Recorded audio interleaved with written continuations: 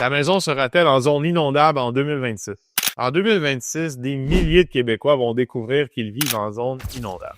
En ce moment, il y a environ 25 000 maisons qui se trouvent en zone inondable au Québec. En mars 2026, ce chiffre va grimper à 35 000. Pourquoi? Parce que le gouvernement change complètement sa façon de cartographier les zones à risque. On parle de données plus précises, des modèles hydrauliques récents et des critères revus de fond en comble. Ça veut dire que certaines maisons qui n'avaient jamais été concernées vont se retrouver du jour au lendemain dans une zone classée faible, modérée, élevée ou très élevée. Et il y a même une nouvelle catégorie pour les zones protégées par des digues ou des murs. Donc en mars 2026, des cartes ultra précises vont remplacer les vieilles cartes des années 90. Et soudainement, ta maison pourrait se retrouver avec des restrictions de construction, de rénovation, ou voire des complications pour vendre, assurer ou financer. Le gouvernement ne va pas t'expulser de chez vous, mais c'est sûr que si tu vas vouloir faire des rénovations ou vendre, ça peut compliquer les choses.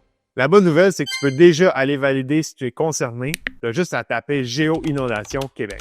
Là, je vous cacherai pas, je l'ai essayé. Ça donne pas trop de détails pour le moment.